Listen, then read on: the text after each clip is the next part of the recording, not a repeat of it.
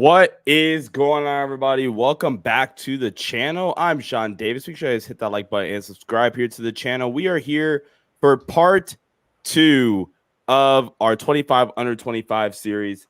I'm here. I got my guy Muhammad with me. Muhammad, bro, how you doing? And excited for part 2 of this series. I'm doing great, man. Happy to be here, man. I'm super excited. We got a chance to talk about 25 to 18 last week, and it was pretty in-depth and intriguing conversation. And I think this next group is going to be even more of that. So I'm super excited. Yeah, absolutely. So again, some quick kind of table setting, if you will, conversations here before we really dive in here. Me and myself and Muhammad, we both created our own list 1 through 25. We really extended the list into number 30, so we can save some room for some honorable mentions, right? So going back, if you haven't already checked out episode 1 of this series, number 25 was Deni Avdija. We broke him down a ton. He was actually technically 26, but based off how the point system worked, we both have 26, but how the point system worked, that landed in the 25th spot in the series, if that makes sense, because it's a combined ranking. Then Jaden McDaniels, 24, Jalen Suggs, 23, Andrew Nembhard, 22, Derek Lively, 21, Jalen Green, 20th, Keegan Murray, 19th, Darius Garland at 18th, and that kind of wrapped up that section of the list.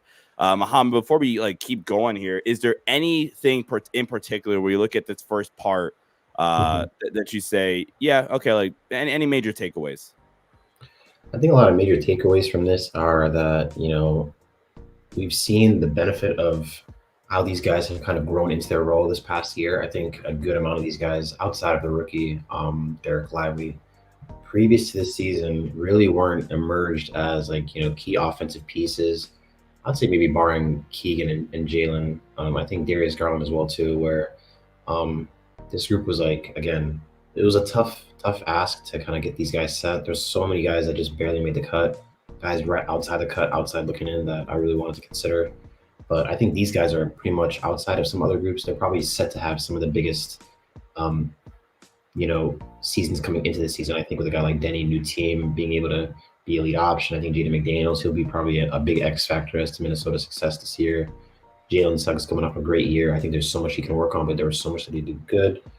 Andrew Nembhard, locking in a long-term deal with Indy.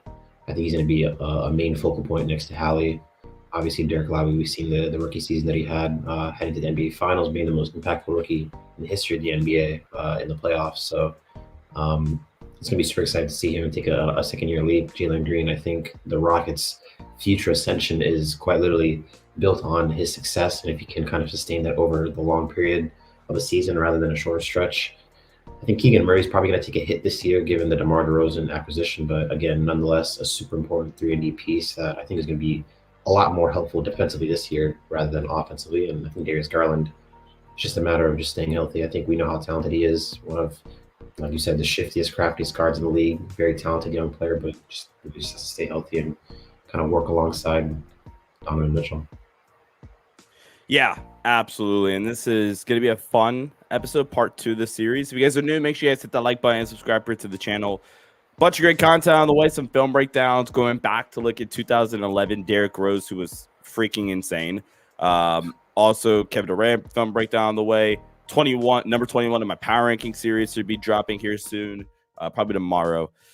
So with that being said, Mohamed, let's dive in here. Number 17 in our top 25 under 25 series kicks off with one Mr. Jalen Johnson. And I love Jalen Johnson. This is one of my breakout picks heading into last season. And I think he can only continue that breakout this season. I'm incredibly high on Jalen Johnson. Last season averaging, 16 points, 8.7 rebounds, great defensive rebounder, 3.6 assists, and then also added a steal, a little over a steal a game, a little less than a block per game as well. 51, 35, 72 splits, shot 58.7% true shooting percentage. He had such a big time year, and starting 10 through 6 next week, we'll have some more film added for these guys. I had Jalen Johnson 19th on my list. Muhammad, you had Jalen Johnson 16th on your list. You had him a little bit higher, allowing him to get to the 17th ranked spot here. So, Muhammad, let's start off with you, I guess. Here, what are your thoughts just on Jalen Johnson heading into year 4? Still only 22 years old, mind you. Great player. Jalen Johnson, man, fantastic player, bro. Literally, yes. Last year, I think in October, I had a tweet where I was like, the Jalen Johnson breakout is it's literally about to happen this season. I think with a guy like him, you've seen the stepping stones that he kind of had in year 2, where a guy that averaged 5 points, 40 rebounds, an assist and a half, and a half a steal. You looked at that guy and said, how am I going to find a way to incorporate this guy more in the offense? And heading into year 3, that's really where he made, like I said, his name be known. And like I said, the breakout did happen. Like I said, averaging 16 points, 8.7 rebounds, 3.6 assists. I think that was super important, was that his minutes increased, and he basically showed himself as to be a super consistent option alongside Trae Young when, the Trae Young, DeJounte Murray experiment might have not worked at times. I think Jalen Johnson was something that was pretty consistent throughout the year, and I think he's pretty much made himself a mainstay on this team. And I'm really excited for his breakout, because I think looking into next season, given the number 1 overall pick that they had, picking Zachary Reese-Sachet, I'm pretty excited about kind of the floor spacing potential that this team's going to have. Obviously, with a guy like Reese-Sachet, really great shooter. I think he's going to have a lot of defensive upside as a 6'10" forward, and I think pairing him alongside a guy like Jalen Johnson, where he really rangy athlete. I think obviously we know about his play finishing ability, super above the rim athlete. But I think the defense and the jump shooting is really what I want to see progress into year 4. I think he showed some glimpses of that from the shooting perspective this season. Like you mentioned, shooting at 33 or 35% from the field. So I think that was something that I'm really excited about. And I think defensively, I think him just bulking up his frame is going to be super important, since he's probably going to get a lot more reps now at the 4. Or maybe the 3 as well, depending on how him and Reese-Sachet kind of gel for the future. But again, Jalen Johnson, I think he's pretty much cemented himself as a cornerstone to this team. I think when you're hearing about the trade talks this summer, I think his name was considered the only untouchable on this Hawks roster, which is pretty insane to think, given Trae Young there. But again, he's basically shown you his value this season. He was personally my vote to be the most improved player this season, if you basically look at the criteria of what it should be. Yeah, literally, like in terms of what a guy that in year 2 has shown you, year 3 takes that major leap in terms of an increased production, increased role, higher usage, obviously. And I mean, he's shown you what he can do in just one glimpse of that. And, I'm pretty excited on what's to come forth for this upcoming season. Yeah, like you mentioned, he was kind of the only untouchable all off season for the Atlanta Hawks. One thing that I don't think you touched on is kind of the unreal, like, short roll playmaking with him and Trae. And that combo is so damn fun because, like you said, you have this uber athletic above the rim finisher, and you combine that with, in my opinion, one of the 4 best playmakers in the league in Trae Young, who's, we didn't include in this list, but like incredibly underrated as a player. I think Trae gets some very unnecessary slander. In the post All-Star break stretch for Jalen Johnson, where he only played 15 games, he only played in 56 games last season, which is why he didn't qualify for the awards. But I mean, if he did qualify, he would probably be my vote too. 16.9 points, 9.1 rebounds, just under 5 assists per game, shooting 48% from the field, 37% from 3 on 4 attempts. Didn't shoot that well from the line, only 68% from the line, but all the signs were there last season for Jalen Johnson to like continue to develop, and like you kind of mentioned, the jumper kind of continuing to like take those steps forward that we're hoping for, along with the defense, just gradually getting better. He's a ridiculous defensive rebounder, like I mentioned. All 3 seasons of his career up to this point, and the last 2 have been even better. In his career, he's been in the 80th percentile or better per dunks and threes and defensive rebounding percentage. 91st percentile last season, 90th percentile this season. He's fun, and he is definitely one of the cornerstones here in Atlanta. And I wouldn't be so quick to this is like not Jalen Johnson related, but it is at the same time. I wouldn't be so quick to trade Trae Young because building this thing around Trae and Jalen Johnson, I think can actually like at some point really get the Hawks somewhere. And that's just how high I am on Trae and on Jalen Johnson here. Definitely. And I think something that, again, I think we should also consider is that the acquisitions that they made this summer, obviously moving a guy like DeJounte off this team, getting a guy like, Dyson Daniels, some picks back. And I think super exciting is that, what this lineup hopefully projects to be in, Trae, Dyson Daniels, Reese Shea, obviously Jalen Johnson, and I think Onyeka, which that'll be a player. Please just make it Onyeka. Like, I'm tired of watching Clint Capella start. It's just horrible hoops that I'm watching with Capella. I think Onyeka just has a lot more upside, and I mean we've seen the Capella experiment. I think it's pretty much, at least in my opinion, a wrap. Put that to rest in Atlanta. But again, when you look at that team, the defensive upside on that team is going to be super insane.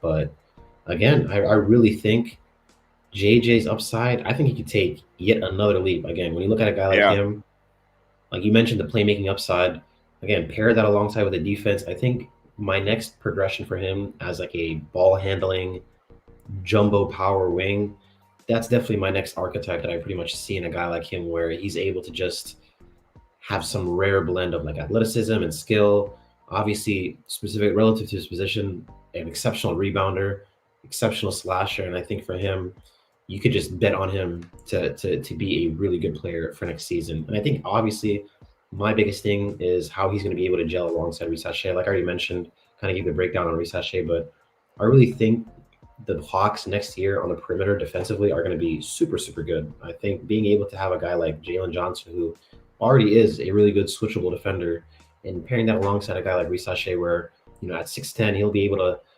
work with him alongside him on the ball and transition. Obviously, like you mentioned, with the playmaking upside that Jalen Johnson brings on the short roll, that'll give a lot of upside to Reese Shea in terms of his shooting and being able to just kind of park on the perimeter and, get some good shots going. Obviously, pairing that with one of the best playmakers in the league in Trae Young. So obviously, I'm not sure what their ceiling is as a team this season, potentially pushing for a play-in opportunity. But again, I think they're a year away. And I think that might be an overshoot. But I think having a team with a guy like Jalen Johnson and Trae Young, I think you can have those kind of expectations to where they could shoot for a play-in opportunity, if obviously everything remains healthy. I think I trust in this team's defense. So I think that probably will what gets them far. But we'll just have to wait and see. Obviously, we'll see if this DeJounte Murray loss will be very felt in the organization, but I think that will give a lot more opportunity to other guys to step up. And obviously hope out for maybe another breakout, like you mentioned, and a guy like Onyeka, where, obviously they probably are going to still probably run it back with Clint, but I think long-term, I would probably go with Onyeka as the option. I don't know if he's shown the option to be maybe the starting center at the current moment, but I think long-term, I really like where he's going to be going. So I'm super excited. Number 16. First of two players from this team to appear in this series. Actually, no, second of three players to appear in total in this series. Number 16, it's one Mr. Wait, I took it off for a second. My bad. One Mr. Amen Thompson coming in here, number 16. I mean, ridiculous chess piece on both ends of the floor. And it's pound for pound one of the most athletic just freaks in the league. I had Amen Thompson 16th. My bad, Amen Thompson 17th. He is, and I'm probably not giving him enough credit by saying, he's an incredible defensive playmaker, because he's, I think, just flat out an incredible playmaker in general. You look at Amen Thompson's ability, it's just a facilitator out of ball screens. So last season, they really, really utilized him well as like another short roll guy. They have a lot of moving pieces here. They have a lot of guys here that will contribute in on-ball touches. You have Fred, you have Jalen Green, you have all these other guys. So at times it was a little hard, a little challenging, getting Amen Thompson his touches, but positive EPM. He was a ridiculous positive defensively, we look at his defensive EPM, which is estimated plus minus 2.7% steal percentage, 2.5% block percentage. He was incredible. And like I mentioned, one of the best, like just straight up athletes in the league. And I don't know if we get the breakout for Amin Thompson this year, because again, I think Houston still has a lot of stuff to figure out. What kind of their guard room? They really, really need to see like what Jalen Green truly is this season. Something we talked about in part 1 of this series. But I think this is something we're going to circle back to because he is only 22 years old. So when we kind of redo this list next year, I think next year will be the time we'll have the talks of, okay, Jalen Green's entering year 3. I mean, not Jalen Green. Amin Thompson's entering year 3. Like, let's go. It's about time. Muhammad, where are you at with Amin Thompson? I think he is one of the best upside players in this entire league for the future. Yeah. I think he is a player that has some elite winning tendencies. I think he is the exact player that a team like Houston needs. Like you already mentioned how super athletic he is. I personally think he's like one of the top 3 to 5 athletes in the NBA, full stop. I think he is just so exceptional, as you mentioned. And I think his biggest thing is that athleticism is so functional on both ends, where he's just a menace defensively, super wiry and agile. Again, super quick at a guy at 6'7", where he is so fluid, lightning quick hands. There's so many times where you're just seeing him change direction, whether that's on the perimeter, in the interior as a weak side. He just has some elite instincts and basically just some special defensive mindset. I think his ceiling is a first-team all-defensive player. I think he is that kind of caliber of talent where he could genuinely see one or if multiple all-defensive teams. And I think he's a special player on the defensive end. I really think the biggest thing that I want to see with him offensively, because again, he is a player where he can get to the rim, given that athleticism. I think he's really good. We've seen him be able to just play finish and, use his strength, whether that's, in Euro situations, being able to tag as a roller. He has shown that he can, attack closeouts very well. I think the shooting is really my biggest concern. Obviously, you do see 13%, definitely not something to be concerned about, but obviously it's something that, you worry if the shot doesn't progress, where will he end up as? But again, he is a 99.9 percentile athlete.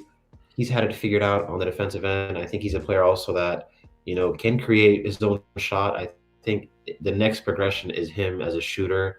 Again, it doesn't even have to be league average. I think if he's able to have a respectable shooting season, sub 30 to low 30s numbers, I think he can put himself as to one of the best ascensions of guards / forward / wings in the league. And I think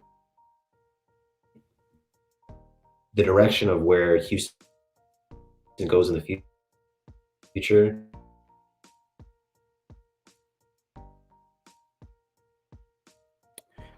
to add on to Muhammad's point here, again, I think getting to like respectable levels of shooting in year 2 is probably what we're looking for here with Amin Thompson.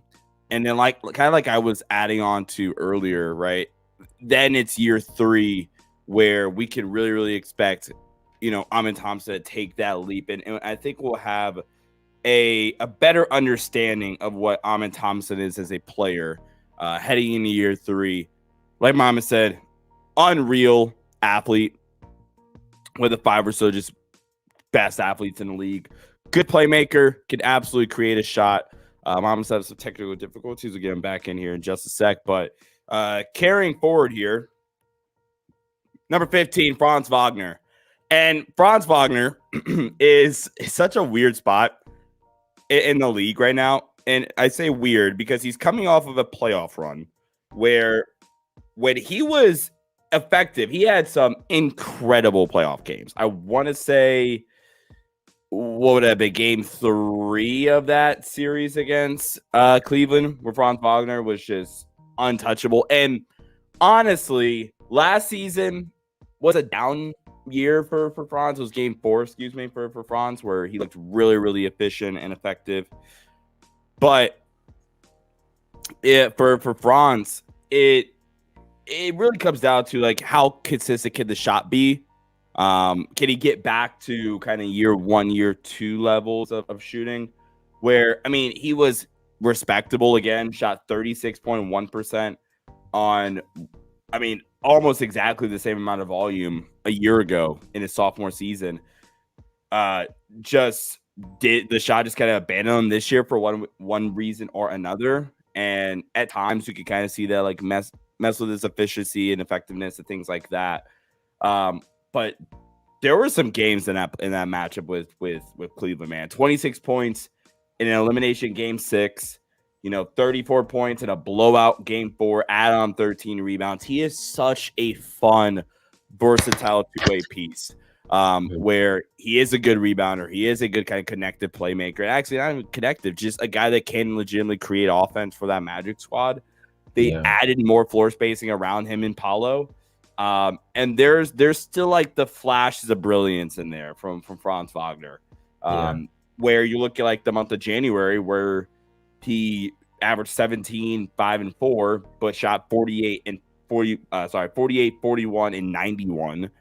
But then you go to months like March where he averaged 15, 4, and 3 on 47, 14, and 81. So it's like sometimes this comes off as lazy analysis, but can we just be consistent, Franz? Can the jumper come back? And that's why I don't think I talked with you about this, but that's why weirdly enough, my pro comp like a Maz Buzelis essentially was actually Franz Wagner, because with the shots there, oh shit, like this is a super, super versatile, fun offensive, and honestly just two-way chess piece, honestly.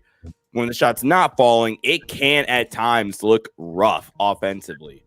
Like I said, good playmaker, really, really good defender in on ball and in like team defensive scenarios where he is a solid, defensive playmaker, good IQ and help and when he's off the ball. But I mean, I think he was deserving of the contract. I'm not saying Orlando should have paid him, but this is a big year 4, I think, for Franz Wagner. Like I say, you really, really need the jump shot to return back to form like it was in his sophomore season. 100%. And I think, again, we know what he does so well on the other aspects of his game in terms of his defense.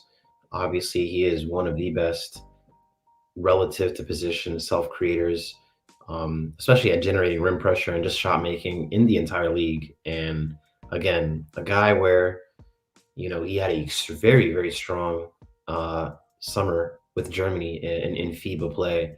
I mean, he's shown you what he can do as a lead option. And I think that's something to be really excited about pairing alongside a guy like Paolo, where they look to run it back with a very juiced out squad this season, coming off of the KCP trade and Tristan da Silva acquisition in the trade in the first round. I think this team is just showing you that they're going to be adding plenty of shooting and defense around their two main guys in Paolo and Franz. And it's funny that we mentioned this because I remember we were having that conversation about, can a player be better but not be their most impactful player? And I think we were having that discussion at some time with a guy like, with Orlando, with Paolo and Franz. And I'm looking at a guy like Franz where he is so impactful on both ends. Again, a guy that rarely makes mistakes defensively, super, super fluid guy. I think he's a phenomenal team defender. So I'm really excited to see where this team is going to look like next year with, KCP, Jonathan Isaac in the mix consistently. I don't know, man. I feel like, obviously, like you mentioned, the consistency. I do think that the consistency is probably the biggest thing for Franz in taking this team to the next level, because I really do expect a major leap from a guy like Paolo, where, from a guy in his second year, he's probably going to reach a serious ascension of like a lead number 1 option, like a proper one in Orlando. So it's just a matter of if Franz can really complement him as a second option alongside that, and just the shooting to kind of get back to where it needs to be. Because, you mentioned the 30 ball blowout and 26 point per game performance in the playoffs, but, I think the thing that left a sour taste on people's mouth was the 1 for 15 shooting in in Game 7, obviously when it mattered most. So, you worry that, is this something that's going to repeat when it matters most? But again, I think there's so much to love about Franz and his game, just as a versatile wing and just a guy that looks to basically just do everything so well. So I think his ceiling is really tied into his shooting. I think he could take an all NBA leap if the shooting clicks in a serious way. So um, again, no brainer for the deal. I don't get why people are confused as to why a rookie scale max was given to him. I don't think he think even twice about giving up a player like that and keeping him long term. So again, I think that was a no brainer. Super excited for what's to bring with him and Orlando. And yeah, man, a lot to really like for the future of this team. So with Franz, like you said, going back to that last episode where we did have that discussion, can you be the most impactful player, but not your best, your team's best player? And yeah, for some reason, Orlando just didn't come to my mind. Because I would say Franz is probably this team's most impactful player. Or even if you want to like argue, I don't know, somebody else, right? I think the point is it's not Paolo. I don't think Paolo's the most impactful player. I think an example, kind of like we said in the first episode, was like Miami. Like if Jimmy's like, balling out or whatever, or essentially is being Jimmy Butler, not kind of having that down year that last year. Jimmy might be the best player, but I think I would say almost every time that the most impactful player is Bam. Because of what Bam brings defensively. Bam's still going to get you like a solid, 18 to 20 points or whatever a night as well. Be, a big part of their playmaking offensively as well, right? But yeah, Orlando is probably another argument for that as well, where it's, Franz and Paolo too. So yeah, that's a good point. Definitely. All right, let's move on here. Number 14. First of two players from this team.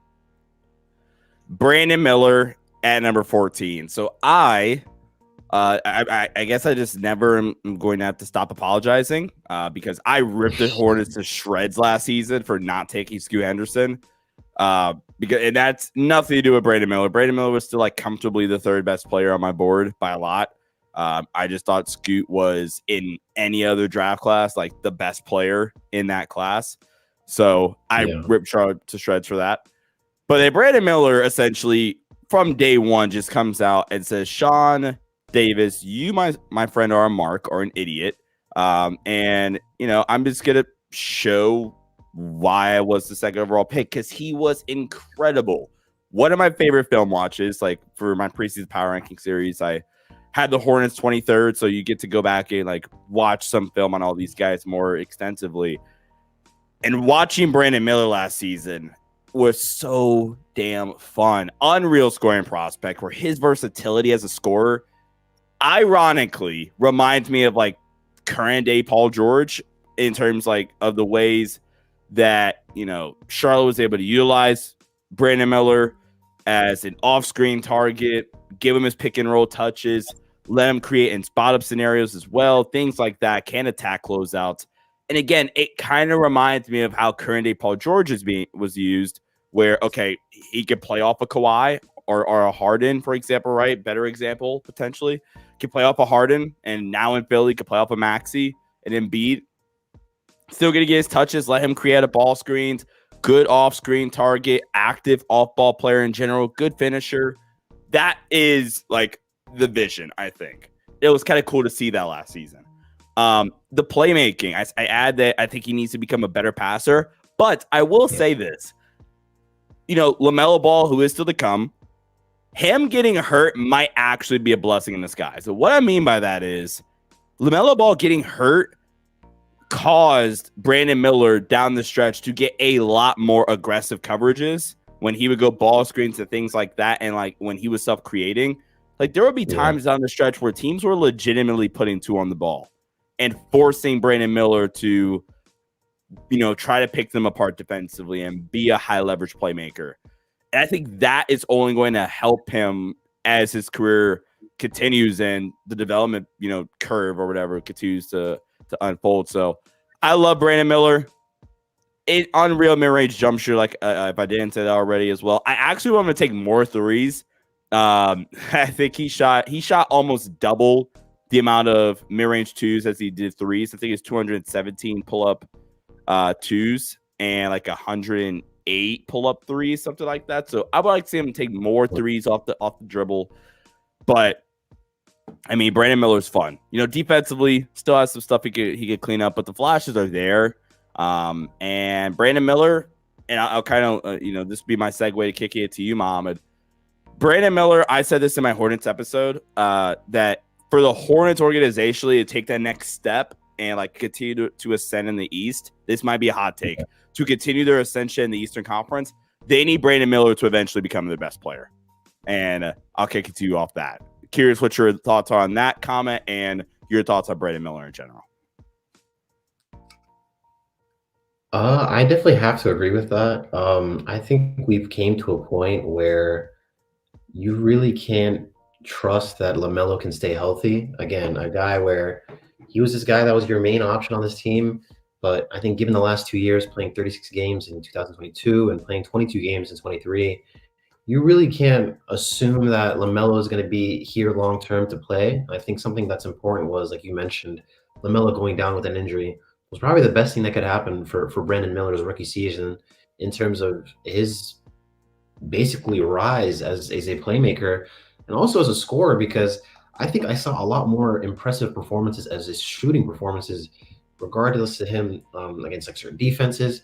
And I think for him, I really like the pairing with LaMelo, but like you mentioned, he has to be their best player where, this concept of this backcourt is really enticing again. And obviously they still have some other pieces on that team that's pretty intriguing. A guy like Mark Williams, I think this has a pretty intriguing team. But he is just a special player. Like you've already mentioned, unreal scoring prospect. I personally had him number 2 on my board. I think there was a lot of sentiment with him regarding, how is the shooting going to translate? I don't think he's going to be able to just get his game going off the dribble.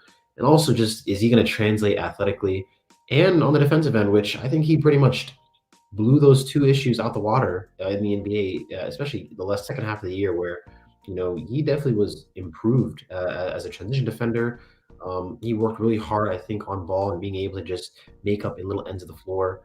Obviously, he has really legit athleticism, and we know he can just shoot the hell out of the rock. So, like you mentioned, I think with these kind of wing scorers, I think the next progression with a lot of these guys is just the ability to just have playmaking upside and kind of be a connective piece, but still being a lead option given their gravity. So I think heading into year 2, it's going to be super, super good for a guy like Brandon Miller. I mean, if you've seen the names that we've put before him and you see where he ranks just after year 1, I think there's so much to love about his game. I think he's comfortably the rookie of the year if a guy like Wemby doesn't exist. But again, you have Chet too, who's like the unofficial rookie.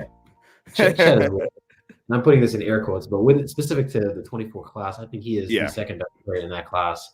And there's just so much to love about his game. I really love wings that can just be able to just score on all 3 levels, but also just really make defenses on their toes in terms of the way they can apply pressure at the rim. And you hear that tag, and now this is where you want that playmaking to kind of just be added into the equation. And he's just going to be an anomaly of a prospect. I think, the playmaking and defense, if those just take sequential leaps together, he's going to have a super, super serious season next year where he can potentially reach to be a low end 20-point per game scorer. I mean, if he's getting 17 points per game in year 1, where, this team's continuity is kind of in question, some acquisitions midseason, some trades, moving away from pieces, a mainstay was Brandon Miller and scoring. So I think that's something that's pretty much going to be consistent for next year. Pretty excited to see where that's going to be next year.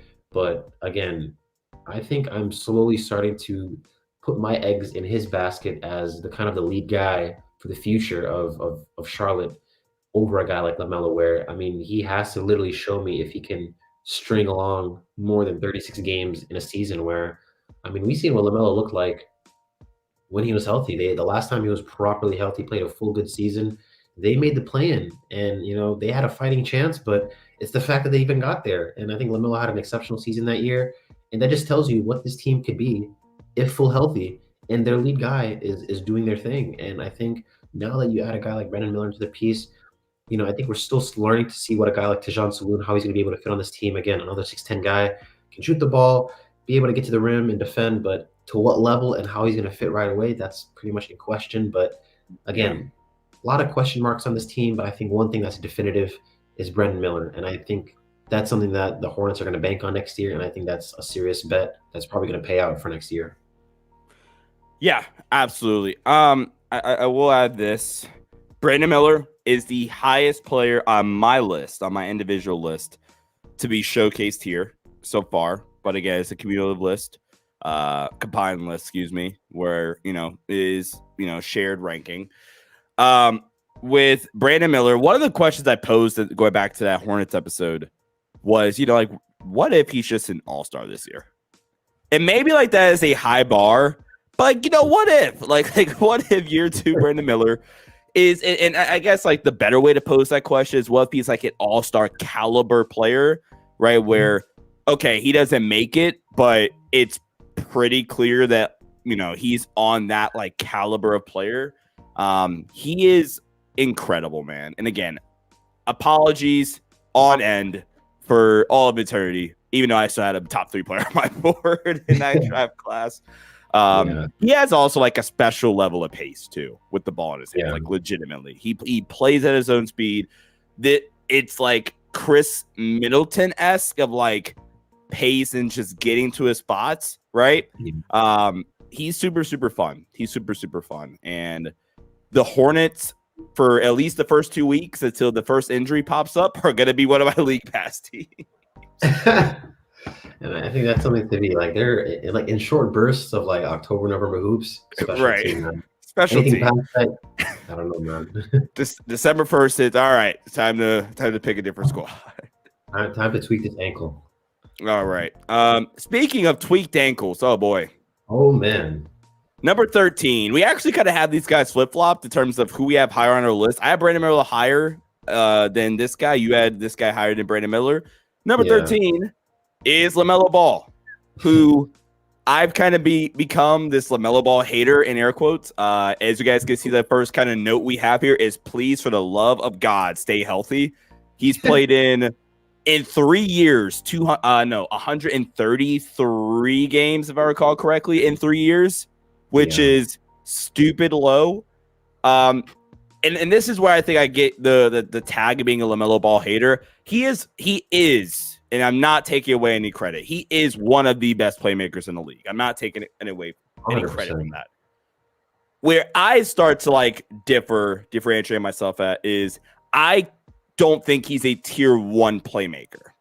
Because for me, and Mommy, you can let me know what you think. For me, my tier 1 of playmakers is pretty comfortably Luka, Jokic, Howley, Trey. That's my tier 1 of playmakers, right? And then like tier 2 front of the line is probably LaMelo, amongst some other guys, right? For me with LaMelo, and we're talking about the playmaking here really quickly, why I don't have him in that upper tier.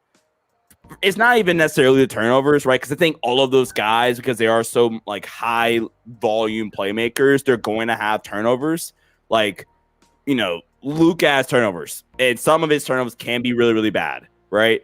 And Hornet fans are going to be in my mention saying, "Oh, Sean, well, Trae Young turns the ball over too." Well, yeah, but like I look at it in terms of the attention, and I'm not saying LaMelo doesn't get a lot of attention. The ability to consistently make like high level reads against maybe a double, or in the difficulty of coverages you might face as well. That's kind of like the bigger separator. And I just probably trust Trey more as a playmaker, if that makes sense. For example, using Trey, because I think everybody would say like Luka, Howley, and Jokic deserve to be in that first tier. I feel like Trey's gonna be the one I get the most pushback on. But needless to say, LaMelo is incredible. One of the 10 best, playmakers for sure in the league. Significantly improved as a driver in year 4, which is another thing I've been a big critique of LaMelo of mine, has been the driving ability. Now, none of that means shit if he can't stay on the floor. But he was having a really good year 4. I mean, until the injuries. I want to say it was the month of November where he was averaging like 27, 5, and 8 on good efficiency. And you look at that Celtics game, you look at some of those games, with like individual games from LaMelo, you say, oh yeah, this guy, he still has it. And he still has this unreal ceiling as an offensive player, especially the driving ability is something that could be a staple of his game going forward here into year 5. He's only 23 years old. So this is a guy that's going to be in this list probably again next year. I mean, again, it's just please stay healthy. Please find some damn ankle braces that like work. Or Puma. I think that he's with Puma. Puma, please just give him the Steph treatment and just like develop some new shoes or something to like help this man out. But LaMelo Ball, 13th. Where are you at, Mohammed? I think you've hit it on the nail in terms of everything with a guy like LaMelo. I mean, super, super special kind of playmaker. I think the biggest caveat, like you mentioned with the driving, I mean, when you look at a guy where historically, you know, in 21 and 22, he ranked amongst one of the lowest in the league in terms of rim field goal percentages and just applying consistent rim pressure in the league. And I think year 4, he's improved that drastically, like you mentioned, you know, where he's able to string along, obviously, his high-level shot making and then pair that with his ability to get to the rim at will. Again, a guy that's 6'7", not being able to consistently get the rim in previous years, now being able to do that, coupling that as well with the playmaking upside. I mean, you see how special of a talent he is. You just don't see him enough. And, you know, when I look at guys on this Hornets team, especially a guy like Mark Williams, and as well as Brandon Miller another guy that needs to please stay healthy. I know, yeah. I think those two, the pairing of LaMelo Ball and Mark Williams, they could honestly, like, if obviously they stay healthy and they're obviously playing together, they could honestly lead the league at one point in terms of like alley-oops to connections, assists to one player. I think they have such a really great connection whenever they do play. And it just makes defenses on their toes with a guy like LaMelo and Mark Williams. It's just a shame because I think LaMelo benefits him and Brandon Miller so much, but it's just a matter of we are not able to see this trio of young talent together at the same time. But there's just so much to love about what Charlotte is building in the terms of these three. But I think they have a serious foundation with those guys. It's just hard to appreciate talents like this when they're not in the mix all the time. So, I mean, we'll see how they grow as a unit, now adding a guy like Saloon into the mix. But it's just going to be interesting. I love LaMelo. He's a really great talent, just can't play enough. And I think those kind of guys kind of drift away from, you know, the high regards that we give to other guards that are able to still perform at a high level like he does, but are just available. And I think we've pretty much made this consistent in the episodes that we've been talking about how availability is one of your most important abilities. And, you know, if you're not able to be there on the court and just be there consistently, let alone whatever the play is, if the play is not consistent, fair. But if he's not even there to show it, he's being more of a detriment to his team than a positive in the long run. And it's just tough to see what the Charlotte Hornets are going to try to think about investing into LaMelo long term if they know that the ankle injuries are going to continue to surmount. And, you know, if there's not going to be contingent talent that just shows out, like you've seen what we've seen in a guy like LaMelo, we've seen what we've seen in a guy like Brandon Miller and Mark Williams, you know, now they've added a guy like Trey Mann into the rotation. I really think this team has individual good pieces. It's just a matter of getting good continuity. And obviously with the new coach, that's going to be interesting to see how Charles Lee kind of gels with guys like this. But I love Charles Lee. He's a really good analytics coach. So I'm super excited to see, because again, if you look at Charles Lee's resume coming from Boston, his mantra is just to shoot the hell out of the ball. And I think that's going to benefit Brandon Miller, as you mentioned earlier, where you probably want to see a lot more shooting in his game more. But I think LaMelo, I think if he can stay healthy and get a proper year under his belt with a guy like him and Mark Williams, that's going to be something to really look forward to, be excited about. So, again, is that an alarm telling us to stop talking so much about the Hornets? Yeah, I think this is a wrap up because there's not much praise to give to the Hornets as a current, but I think there's just a lot to look forward to. But as a team, I don't know, man. I don't know how they smell it a little bit, but we'll see. I think I'm giving Hornet fans reasons to hate me now. They're going to be watching you guys closely this year too, as well. I think it's going to be some fun hate watches, but I don't know. I think it's just crazy, like how a talent like LaMelo and Brandon Miller can be on a team that's just, I don't know, man, just poorly ran. But again, we'll just see how they operate. Obviously, if they stay healthy, they can do something, but staying healthy is literally the question, and I don't think that's something that they have to answer at the moment. Per B-ball index, LaMelo Ball, 19 drives per 75 possessions last season, 99th percentile. And this is something that I didn't touch on.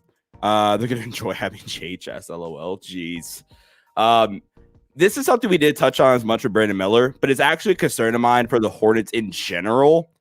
Is just a lack of like, okay, LaMelo is a great ball screen operator, right? And like ball screen creator. I think Brandon Miller has the potential to be a great ball screen creator. Mm-hmm. If a team was able to like eliminate that and say, hey, you're facing the Knicks on this night, and hey, Mikal gets Brandon Miller, OG has LaMelo, we're gonna eliminate ball screens, go cook one-on-one. I get incredibly nervous about both of their guys' ability to create one-on-one and get good shots, right? LaMelo, for an example, I think he has a good enough handle and like a sneaky first step with the handle for where he can like create separation with the jumper. But eventually, if I'm the Knicks, I'm just gonna live with that. You know what I'm saying? Where I think both of their, even though LaMelo was a great driver or a much improved driver last season, I still don't all the way buy the driving to like set up my own shot at the rim quite yet. Again, this would really, really like help if he would able to stay healthy and we could see that. And then Brandon Miller, I definitely really don't buy that right now. And that's where like, you know, the Paul George comp stopped for me, because I think Paul George even currently is still probably a better athlete, you know, than Brandon Miller with the ball in his hands, right? Especially with self-creation. So not to end this on a negative note for the Charlotte duo, but that is an area of concern of mine. And I look at like the Pistons and the Spurs as two early season matchups where Asar for the Pistons and, you know, Stephon Castle, for example, like the Spurs, who I love as a defender. It could be interesting. You have Washington, Bilal Coulibaly. You have some interesting matchups. Excuse me, earlier on in the season. Oh wait, hold on. That Pistons matchup is not early in the season. I saw the wrong schedule. Okay, this is even worse. Houston, first game of the year. Like, Amen Thompson, right? He's gonna lick his chops, man. I don't know. Neither of these guys are strength creators. Miami with Bam, third game of the year. Boston back to back. Minnesota, Detroit. Like, come on. These are going to be fun early season tests that can answer some questions. I fear we're going to have to chalk this team season after like the first 2 to 3 weeks, because these are going to be some tough matchups. But I think if they do come out of these murky waters like successful, I think that's going to be a good indicator that, you know, that's a good season to come, at least for these two individually. Because like you mentioned, these guys are really good individual creators in terms of technical ability, but these guys aren't physical in terms of their ability to get downhill or create on the dribble. And that's probably what you worry when you have actual like defenders on them on the perimeter that are going to leverage their strength and their physicality. I don't know. These guys they're very thin frames, so it's going to be pretty interesting to see how they're met with consistent pressure throughout the game, where usually more times than not, there's one guy that's on either of the two. But, you know, if they're able to have two guys, like you mentioned, like a Mikal and OG, we look at other teams that are able to leverage another Drew Tatum or Drew Derrick, you know what I'm saying? Like, these are the teams where, you know, having a duo of wing defenders, or at least wing players that can defend to a high level, multiple positions, stuff like that. Yeah. It's really a special, it's a special thing in the league. And I think when you see guys like LaMelo and Brandon Miller, in terms of offensive shot creation and scoring ability, one of, in theory, the best duos, young duos actually in the league. So it's just a matter of if they're able to play together, they can play off each other's strengths, but I think they're very similar in the sense that they don't leverage their strength to their best ability, if it's even there. So it's going to be interesting to see how they kind of work together in that aspect early on in the season, kind of going against teams where, you know, if they're not going to be generating paint touches without LaMelo or Brandon Miller, they're not going to have a consistent guy to go to into the post. And again, I'm not really sure how we're going to expect Mark Williams' progression in terms of, you know, the post play as an interior player. We're going to see, but I don't know how to feel about early on with a team like Charlotte. But I mean, they're going to be tested. But if they do come out, I think there's a lot to look forward to just with those two guys. So we're going to ignore that spoiler right there. I LaMelo Ball, kind of wrapping up this conversation. I LaMelo Ball 14th on my list. You had LaMelo Ball 10th on your list. But this next player, as you guys, you know, potentially already saw, next player here, This is the largest gap in terms of my opinion on a player and Muhammad's opinion on a player. I had this player 15th on my list. You had him 7th. So you had him deep inside your top 10. Yeah. Number 12, I'm going to let you do a lot of the heavy lifting, at least at the start here. Number 12, Evan Mobley, who is flat out one of the 8, and I'm probably like selling him short here. He's one of the 8 best defenders in the league, flat out. If you wanted to argue, I think I have my definitive top 5. I think it's in, Bam, AD, flip flop those depending on personal preference. Rudy, Wemby, Herb Jones, and then it's like Chet, Evan Mobley, something along those lines, right? Yeah. I mean, he is fun, and at times he is actually everything for this Cavs defense. Go ahead, Mom. I'll let you cook. You had him 7th on your list, so you are incredibly high on Evan Mobley. I'm high on Mobley. I think with me, we obviously know the kind of unicorn that he is defensively. I mean, he is an exceptional defensive anchor for the Cleveland Cavaliers. And obviously this past season, especially specific to the playoffs, we were really able to see him kind of garner the lead offensive options, especially at times when, Donovan Mitchell was just out there playing 1v5 or he was just injured. There's just times where I wanted Evan Mobley to step up offensively, and he was showing good flashes of that throughout the playoffs and throughout the season. But I think with a guy like Mobley, this is more banking on the potential rather than the production, because, when you look at his numbers, 15, 9, 3, with 1.4 blocks a game, almost one steal a game.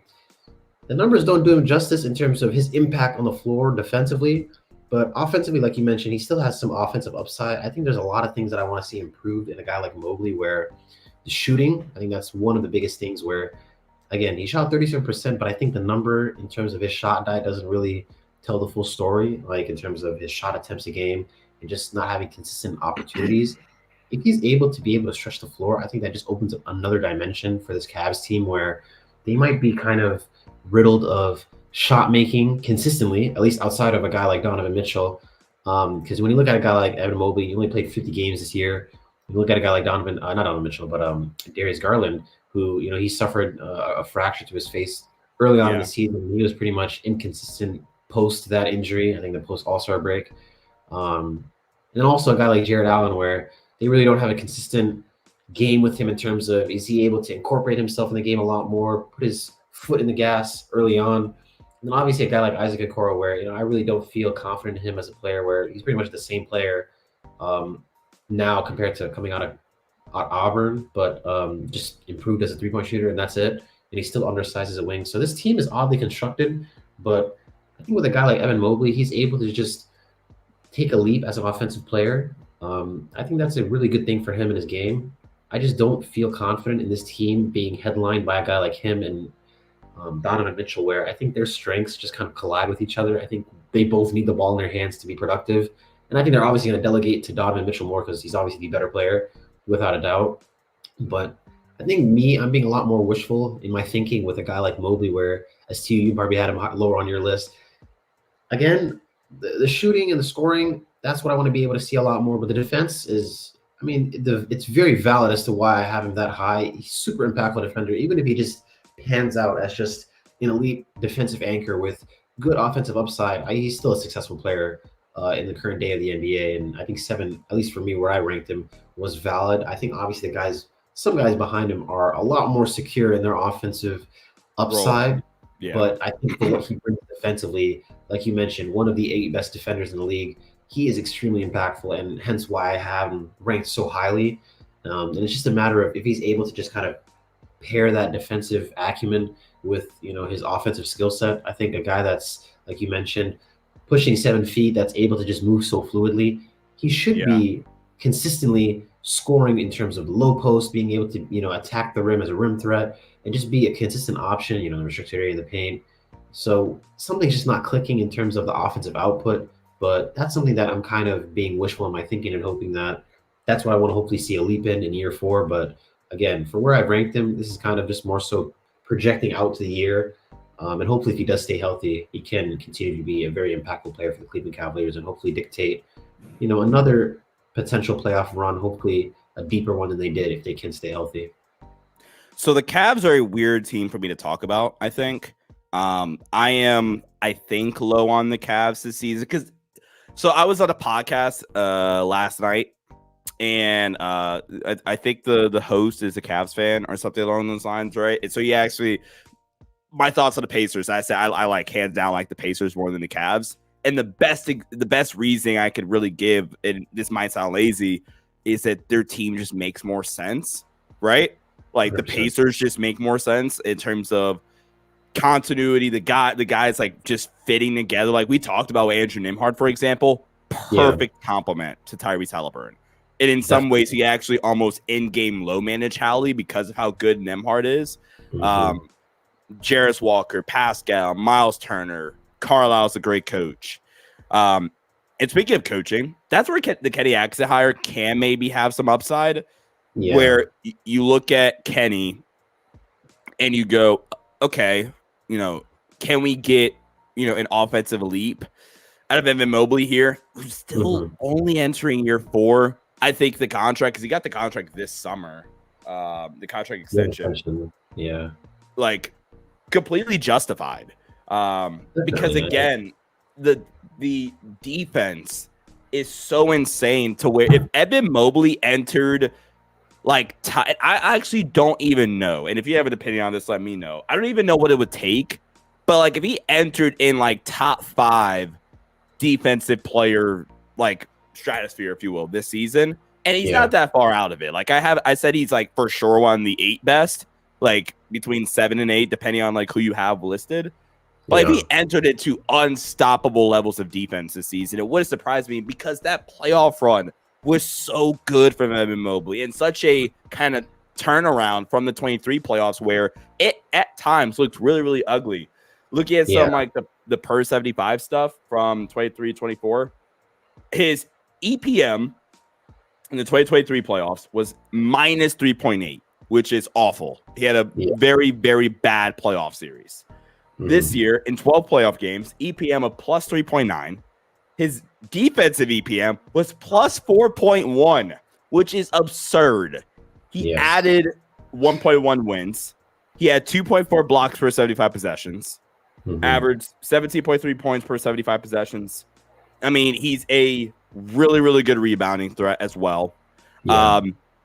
I think for this Cavs team, in terms of, again, it's just a weird team, in my opinion. I think for their roster construction and like the outlook of the team in general, I think Evan Mobley needs to be like the true 5 going forward, which is why I wasn't a fan of them paying Jared Allen personally. Nothing against Jared Allen. He's probably an underrated player, but just doesn't work.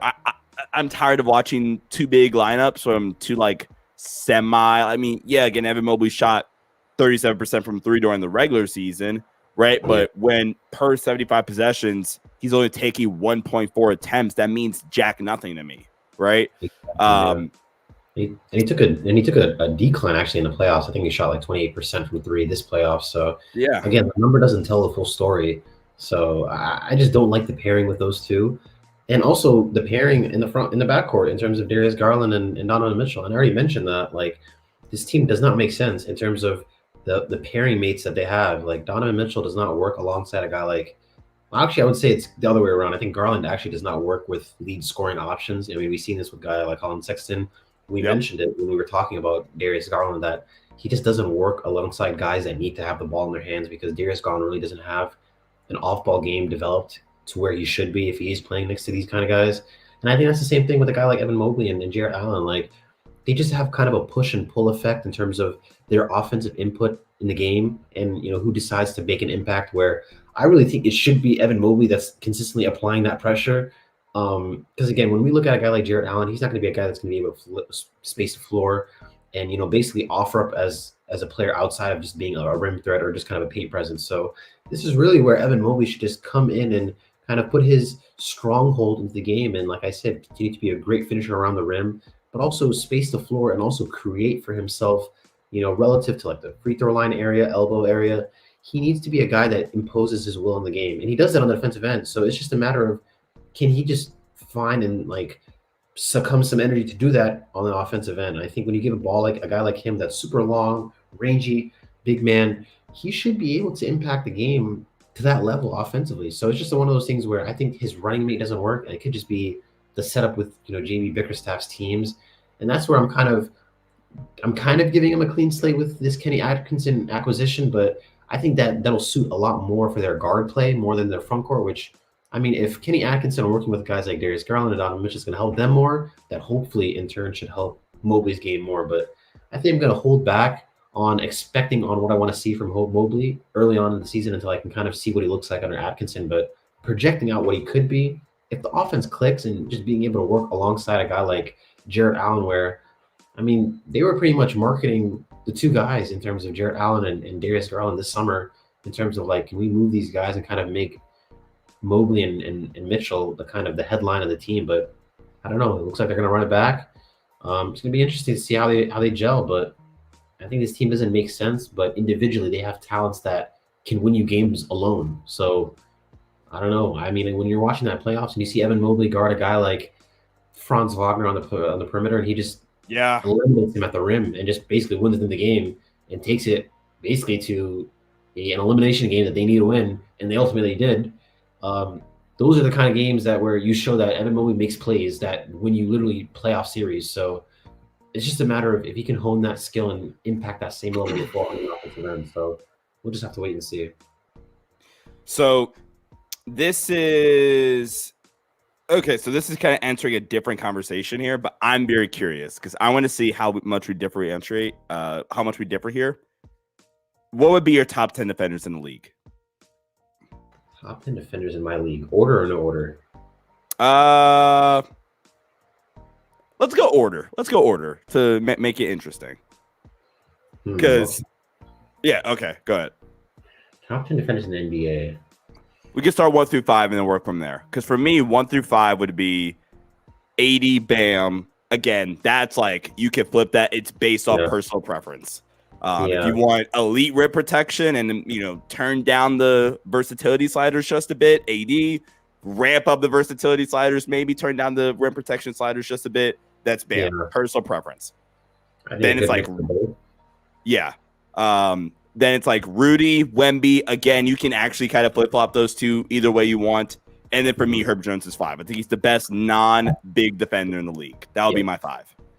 Definitely. And then now we're starting to enter this I think those 5 that you named are all S tier plus defenders. I think those are all guys that are elite anchors, which is crazy to call a guy like Herb Jones an anchor, given he doesn't play on a team that has a rim protector. But he's that defense. He's their defense. He's literally the defense for New Orleans. But yeah, I would say those are all S tier plus caliber defenders for the NBA. I think this next tier, I really see a guy, for example, maybe when healthy. These are all healthy, right? Like, there's no caveat to this. Yeah. When healthy. I have to say OG. I think OG's in that conversation. Yep. Jaren Jackson Jr. Damn, I forgot Triple J for some reason. Okay, yeah. Triple J's in there somewhere. Chet is in there somewhere. Chet is in that convo. I'm gonna have to say Draymond Green. I think relative and then Eben. Yeah, I think that's that convo. But I don't know. Jaden McDaniels has to fit somewhere there. That's tough. I might switch Jaden for Draymond. They got Drew, AC. There's a lot of good defenders. See, this is what I'm saying. When you look at it relative to position, you look at a guy like Mobley. Like, in terms of strictly big men anchors, like, you're seeing all these other guys offer more on the perimeter. I mean, obviously he's still a great perimeter defender relative to his size, but bro, it is cutthroat when you look at like the top 10 defenders in the league. Like, he definitely is a top 10 defender. But now that you like consider the other names, I mean, obviously I'm not trying to weigh in other aspects like team construction, stuff like that, but it is cutthroat. I mean, you see how elite this list is when you look at it, like you said, Wemby, Gobert, Bam. These are guys that are all elite as anchors, like I said. And that's where I think that tier drop off for Evan Mobley hurts him, because the way you view him as a player is that if you do take that defense out, what does he offer you? Which again, that's a very lazy analysis. Like, he's a special player defensively, but it's like that defense is really carrying the conversation when you look at a guy like him, to where you hope that the offense at least gets to some point supplements that. Yeah, exactly. Like, again, a lot of these guys, when I look at a guy like Bam, AD, Wemby, these are all guys that are, again, they are the defense for their team, but then they also make extreme impact on the offensive end. Whether Bam is kind of this connector guy that kind of gets the engine going in terms of their team being able to basically get everything going in terms of 3-point level scoring, mid-range game in the rim. Yeah, Obviously, AD, he's a unicorn, and what he is, I think on his day, he is one of the 5-10 best NBA players in the NBA. yeah. And obviously, with a guy like Wemby, like I said, another unicorn to where I think, like I said, this is the worst that we're ever going to see him be, and we're already slotting him in as Which is top five insane. defender. So, I mean, when you look at a guy like Mobley, like you see these other names that are being mentioned, and then you wonder how much higher can he get as a defender? And like I said, like you mentioned, if he able to top that top 5 list, that's going to be interesting because that's, I mean, the names that you mentioned, I don't see a world where they actually drop out. Like I mentioned, like look at a guy like Bam, AD, Wemby. Like the only guy that would is maybe Rudy. Maybe Potentially. And again, that's only specific. that's age. Yeah, exactly. And like I'm trying to look at guys like, for example, if I look at Herb Jones, he's probably gonna have to take more responsibility given, Yeah. Najee Marshall leaving. So he's still gonna be And safe. Zion's the 5 probably at least to start the year. I think Bam having Jimmy back is probably gonna help him a lot more. And that's probably Yeah. where the conversation of, is the stats gonna match the production? Because he is extremely productive, but he doesn't have the stats to show for it because he's doing everything. Yeah. But if you can actually have some of that, perimeter pressure relieved off of him, that's where the blocks and the steals are going to start to show up on the stat sheet. So he's probably not going to leave that list. When you look at AD, if you see AD's not leaving that list. He's the Lakers defense. He's everything for LA. And I think, like I said, we see this pattern, which is so funny that we talk about the discourse with AD and him being healthy. He was really healthy last year. He really helped him get to the playoffs, and he was stupid impactful. So I just don't like this discourse that, like, is Muhammad a closet Laker fan? I'll tell you, man. I'm a closet. If I'm a closet Lakers fan, it's strictly because of AD, man, and him and Bron. But he is so good, and he's so impactful. And I just don't get this rhetoric that he's just not healthy to be able to see this tangible like defense that he plays. He is a top 5 defender, healthy or not. And then obviously Wemby. So I don't think he does crack this top 5 list for me to put him where I rank. I think 6 through 10. I'm like trying my best to put the order in my head. I think 6 for me would be OG. Mm-hmm. I think 7 right now. It's like Chet or Evan Mobley, like toss ups. Like it's 6, 7, 8. I might put Chet because he's younger and he's doing more in terms of the perimeter work. Actually, I think he's doing less in the perimeter. I think he's doing less. Yeah. I think he's doing more on the glass, but I think he's doing less on the perimeter because I think Evan Mobley's strong suit as a big man at his size is the versatility. His versatility to move is like he is really fluid. So I think I give him. I think it's Chet. I think I pair Chet and Mobley in that same way where I probably have those two over a guy like a Jaren Jackson Jr. Yeah. And I probably round it off with a guy like Jaden. I think I might, and this might be disrespectful. I think I'm leaving Jaren Jackson Jr. off my list. Off the top 10. I think. I mean, okay, because I look at Jaden, I look at Drew, I look at relative to position is the most important thing. If I look at relative Jaren Jackson Jr. relative to position, is he a top 5 big man defender? I don't know. I mean, we named 5 big men that just no. But then I look at guys like Drew. I think he's head and shoulders above the rest in terms of guard defenders. Except only guy would throw in that. Sorry to cut you off. Only guy I would throw in the same breath as Drew in terms of like guard defenders is AC. That's the only guy. Yeah, exactly. Yeah, and that's what I'm saying. At least AC is a shout. AC is a good shout. At least, I mean, he's definitely 10 to 15 for sure. Relative to position, but again, Jaren Jackson Jr. is not considered top 5 within that thing, and I think Mobley is just barely cracking that at that back end of the list. This makes it really concerning, at least specific to an outlook as a player of him. Look where Jonathan Isaac, I forgot. Oh man. But I think that's another project. That's another project. Top 20 defenders in the league or whatever. That'd be a fun list to make because obviously you're projecting all these guys to be healthy. A lot of names are going to get missed, and I think that's what brings it up. Like Jonathan Isaac, when he is healthy, forward defenders in the league. I think we have some interesting conversations about the way we look at guys like maybe Jaren Jackson Jr. Like you said, some higher tier wing defenders to where Isaac is in these conversations. I think he is. I think in theory he's a top 10 defender. He's just not Yeah, healthy enough to consider him or remember him enough for that to be yeah. that. But that is I think I go. that I was, think I go Drew. I think I go. I think I'll give Jaren Jackson a 10 spot. I'm gonna go Drew and then Triple J. So my top 10 would be AD, Bam, Wemby, Rudy, Herb, Tier Gap. Then it's OG, Chet, Evan Mobley, Drew Holiday, Jaren Jackson Jr. That's probably my top 10.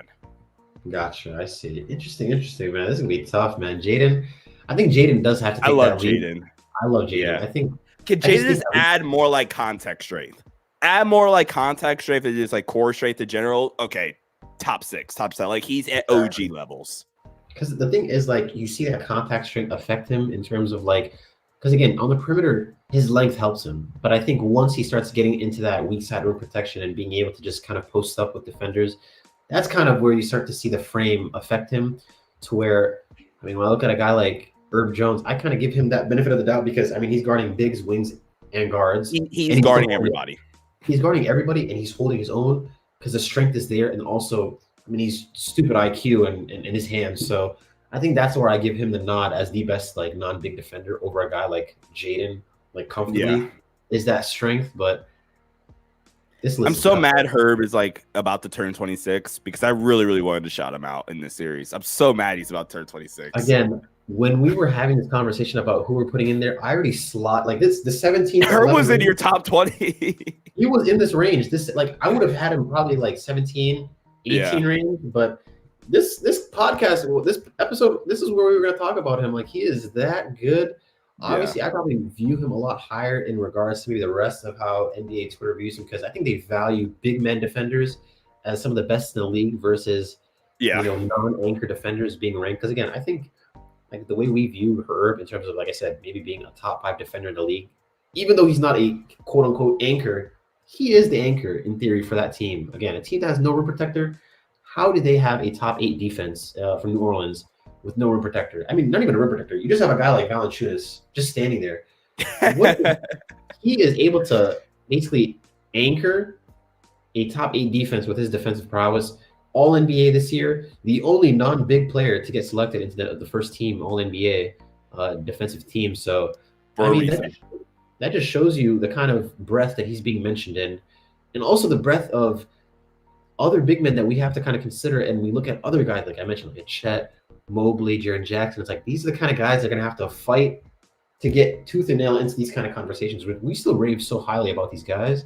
It's just a matter of the league just kind of continues to separate themselves in terms of just big men defenders and just the impact that they have. Like when I look at a guy like Bam, I look at a guy like Wemby, AD, these guys aren't slowing down anytime soon, right? And I think specific to AD, it's just interesting because, like I said, he's aging, but he is still that impactful as a defender. He's not going to slow down. And I think, obviously, with new guys emerging into the league, it's just going to get crazy. So, I don't know, man. Our top 10 defender list, it might be easy to make, like we said, 5-10 minutes, we just made it. But in theory, it is tough to make because there are so many names to consider. And when you look at guys relative to position, I think there's a lot more conversations that are actually happening. So, yeah, man, it's tough. One last thing before we move on to our number 11 player.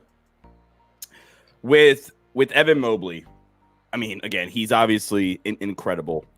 But the versatility, again, is what makes him so special.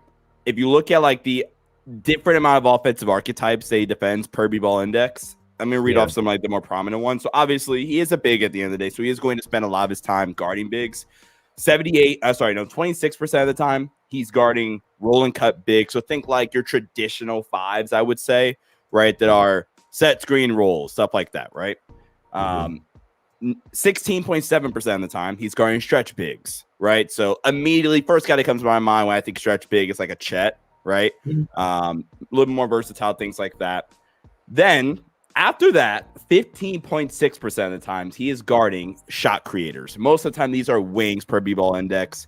So he is guarding a large majority of the time, like you said, a Franz Wagner, Kawhi, things like that. Like he's this team's rim protector. I mean, Jared Allen does carry his weight too in that regard, but he's this team's rim protector. He's this team's wing stopper. He is everything for this defense. Then 7.5% of the time he's guarding an athletic finisher, again, an off the ball wing, probably where he gets to roam and be that dynamic shot blocker and rim protector. And then another 7.5% of the time he's guarding secondary ball handlers. So the versatility for Evan Mobley is why he is so elite defensively. Exactly. And I think, again, that's where we give him that respect, that being able to do it on the perimeter and still hold his own, obviously doing it in the interior and being exceptional there. There's a reason why we rank him highly in terms of players that are, 25 under. But again, if he's able to complement that with the offensive lead that we hope that he takes, I mean, he is going to enter another stratosphere of talent where he could potentially come next year, be in that top 5, top 6 conversation for next season, definitely top 10, but it's going to be really interesting to see. But I mean, when you look at his counterparts, it's going to be tough, man. I mean, you have a guy like Chet, you have a guy like Wemby. Like, I mean, we already talked about AD Bam, so it's going to be way more cutthroat next year to look at kind of big defenders and say, where does a guy like Mobley slot right in? And if slot right in might be too nice of a term to use, because I mean, there's going to be guys that are going to be coming back from injury. When you look at a guy like Jaren Jackson, is he going to be finding a way to maybe have a lot less responsibility on the court in terms of defending with a guy like maybe Zach Edey next to him? So now he can roam a lot more and be a lot more impactful there. So it's going to be crazy, man. It's going to be a really fun NBA season. I'm excited, man. A lot of agendas are going to be running. The league has never been deeper. I'll tell you guys that. Definitely. I think the league at its current moment right now there's so much parity, but I think obviously and the league wanted this, which is good. I think it's good. Obviously, in the West, it's going to get stronger. East, hopefully, we continue that. It's going to get stronger as well. But I don't think you pencil in Boston next year as that team next year as easy as you do. I think a lot of teams are going to come back healthy. A lot of teams are going to get stronger, obviously, from the trades and just acquisitions in the draft and stuff like that. It's going to be tough next year. All right, last guy for this episode, number 11. Such a fun player. I think I think a lot of people don't understand how good he is. I had this guy 13th on my list. You had him also in your top 10. You had him 9th. So perfect kind of middle ground here at 11th. Yeah. Number 11, Alperen Sengun. So effing fun. We're just going to say that. So good, man. And I'm telling you, year 3, if you look at the leaps that he's taken, again, 9.6 points in year 1, 14.8 points in year 2, and then obviously coming off the year that he just had, 21.1 points this year. I mean, when you look at him, he just gives you so much. And I think his archetype of a player in terms of these kind of post-scoring but playmaking, do-it-all big men, dribble, pass, shoot, they do so many things well. And obviously, we've seen how impactful he was to Houston this season. Obviously, a big problem that we seen was that he wasn't available in that stretch that they had in March where Jalen Green just rose to a different ascension, but which kind of tanked his value a little bit and like perception. Exactly. And I think the discourse behind him, specific to that month, especially in the summer, they were not looking at him with that same respect. And I think that's where it hurt his kind of stock as a player. But I think there is a world where these two, in terms of Sengun and Jalen Green, coexist, and they are going to be the reason why Houston can make the playoffs. And I think when you look at a guy like Sengun, he is their lead option. And when he is playing, he is just so good. He is an extremely impactful player. Again, a guy that one of the best finishers relative to his position in the league. Super nasty player. And I think he's going to be... His touch is stupid. His touch around the basket is insane. It's really good. And I think something that, again, funnily enough, we've seen that discourse, I think, in the summer where people were talking about Chet versus Sengun. And I'm like, I think you can appreciate both these guys without having to pin them against each other. But, I mean, when you look at Sengun, the caveat is he's an actual number one on this team. Like, he is a guy that is he's a complete player. And I look at him in the same regard that I look at a guy like early day Nikola Jokic, where a guy that's just a dribble, shoot, pass big, that's able to be extremely smooth on his feet, still be a solid defender. Obviously, the defending relative to other guys is not where I want it to be at. I think that's definitely something that I still have questions about because, again, we know what he can do on the offensive end.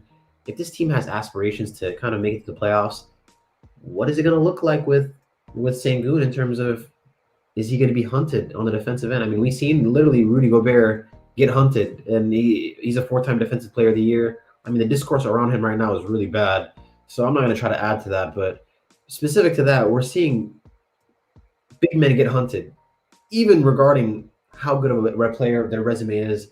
I'm just worried that that's going to be Sengun in another life if they do make the playoffs this season. And obviously the jump shooting. I think with him, we've seen, like I said, great touch around the rim, good mid-range game. Is he able to stretch the floor and kind of be a pocket? Yeah, exactly. I think that's one of those things where if he's able to stretch the floor, which, again, I think with the acquisitions that they've made this year, I think they know that they're going to be moving off of a guy like Fred VanVleet in the future, given the move that they got in Reed Shepherd. It's going to be really nice that you actually add a proper secondary playmaker onto that team to where he can be able to offer a very big impact as a shooter. I think that's probably going to be one of my favorite things to watch for the season. Kind of the pairing of Sengun with Reed Shepherd, Amon Thompson, Jalen Green, in terms of the playmaking. I think if they can stretch the floor out, because I just look at this Houston team, I don't think they can put like two guys that can shoot the ball good on the floor at the same time. And that's concerning, especially if they want to be a team that can kind of hit another peak. Because again, the West is going to get stronger. The West is going to get higher and higher in terms of its parity. And I just worry that, again, this team where they're probably currently in that play-in range. I mean, respective to Rocket fans, I think they're overshooting themselves, saying they're going to get 48 wins, 50 wins. I don't know where. That's what Rocket fans said. I promise you on everything I love, these people say that they genuinely think 45 wins is where their cutoff starts. And then 45 to 50 is where they range. And I'm like, well, I'm going to piss a lot of Rockets fans off when I get to them in my power rankings episode. Then, oh my god, and I will be there with you. I will be there with you pushing that agenda. I think it's funny that they think that their team is gonna. Again, it seems good. They're good. Like, we're a year away. If like at least maybe even 2 before we can even touch 50 wins. I mean, again, this team has not been extremely productive post Harden era. And, they haven't been in the playoffs since. But, those were some rebuild and tanking years. And obviously, they paid out with some certain talents like, Sengun Thompson, Jalen Green, Jabari Smith. They have a lot of young guys. And I think they just need to gel more together. But penciling them in as like a 50-win team, 46 to 48-win team, I don't know where the economy of wins is cooked. We must be inflating wins. Where is their, like, I'm curious, what, like, FanDuel has their over-under set at right quick? We are like getting off track, but like the 45 wins is nuts. I do want to get to my take on Albert Sengun, but this is very important. So their win total right now over under is 43.5. I'm taking the under. The West is loaded. I'm taking for sure 8 teams over them. Denver, Minnesota, Dallas, OKC. Both, I don't know about both LAs. I'm taking for at least one of the LA teams. Memphis coming back. I already said Minnesota. Sacramento got DeMar. Phoenix is still Phoenix with like their 3-headed monster. I might low-key take the Pelicans. The Pelicans, Golden State, like dog. 43.5 wins. You actually named 9 teams rather than 8. So they're not even comfortably in the play-in range. And you're telling me 45 is the cutoff? All right. And you're saying, all right, man. I'm gonna stop because I actually like the Rockets, but come on, we have lost the plot here on this. And again, I think the fun thing is that a guy like Sengun, when you look at their plus minus in terms of wins that they can get, he's going to be a reason as to why they win a lot of games if he does stay healthy. But I think it's very wishful thinking if you think that this team's going to win 45 wins. I mean, the line they just must not know anything. I think that's just free money to Rocket fans. I'm sweating right now. That's how much that like fired me up. It is hot in here officially. You're telling me this thing gets 44 wins in a now 45 wins. More loaded West. Are these get out of here right now? I don't think the wins are in the room with us right now. I'm like this year, especially with Western Conference teams, I'm like staying away from over-under projections. There's one I do like from what I've seen so far. I actually kind of like San Antonio's, where I think theirs is 30. No, I don't like San Antonio's. I remember I said, because I just did their episode for Power Rankings, theirs is 36.5. I said I would have put it at like 33.5, and then I would have done it. But like early in the summer, it was 33 or 34, and then the lines got bumped. Okay. I think I would have done that, but 36 of that for San Antonio, I'm like, I'm just gonna stay away. In the West, given that team, obviously we know they're not going to make the playoffs currently, but they Yeah. have who knows what they could do with a year two Wemby. But Yeah, I I would mean, just stay away. Houston, I'm exactly. taking the under. I'll throw $10 at that going under. If you guys love your money, don't even bet on the Houston Rockets. But if you do, take an under, bro. You're telling me a Yeah. team that was 41-41 had their best stretch 13-2 in March is gonna somehow just hit another gear. 50 wins. All right. They must All think right. Reed Shepard is just the next coming of Steph Curry, bro. Enough Like, hating on the Rockets. I love Rocket fans because you keep delusion going on in NBA Twitter space, and I think that's good for the sport because Rocket fans and Warrior fans being delusional. That's what we need. Warrior fans telling you they're going to run it back this year with what roster? With what? I mean, like they got better. I think I do think Golden State's deeper, probably. I would say Golden State's deeper in terms of top end talent that's going to play against the top end talent. No, but I'm saying like in terms of like number one and number 10, yeah, they're deeper. But like, I like the Buddy Hield acquisitions. I think they're going to have. I think obviously you want to see a guy like. I like the Anthony Melton acquisition. Yeah, I think Kuminga. Kyle Anderson's fine. Yeah, that's a good signing too. I think Kyle Anderson. I don't know how to feel about him, but I think that's another guy where at least they need a guy like him in rotation. Yeah. But again, another playable guy. At least somebody, And then obviously Looney. I mean, I don't know how to feel about Looney. I think this is his last year in terms of heading into contract year. But again, they have some pieces, but the West is not getting any easier. So I'm just really curious to see where these wins are going to come from, and whether a team like Houston is going to be kind of in that mix. But I mean, if they are in that mix, Sengun is going to be leading that talk. So I think the biggest thing, like we mentioned, just the jumper in defense to kind of hopefully improve. But can he play alongside Jalen Green? I think the discourse with the Rockets is that they want Jalen Green to be the lead guy, and they want to give him that contract. But it's hard because Sengun is that, and he is the lead option, and he is being the player that they kind of want to see in a Jalen Green. But I think they can coexist. To what level is what we're going to see this season if they do stay healthy, but. Go ahead. No, I was just gonna say this team has some really good individual pieces that make sense on a good roster, but I think they just had too many question marks in terms of individual players and are they going to show up? Like Jabari Smith, is he going to be able to show up for a guy that you selected top 3, in a couple of drafts away? Is he a guy that is going to show the high level 3-point shooting and the high level defense that you drafted upon? And Reed Shepard. How soon is he going to play, and to what level of impact is he going to have? Again, we know how good of a shooter he is, the secondary playmaking, the on and off ball defense. Very smart player. What level is he going to play? How much is Jalen Green going to impact the game right away? Right? Is this March, April Jalen Green that we saw?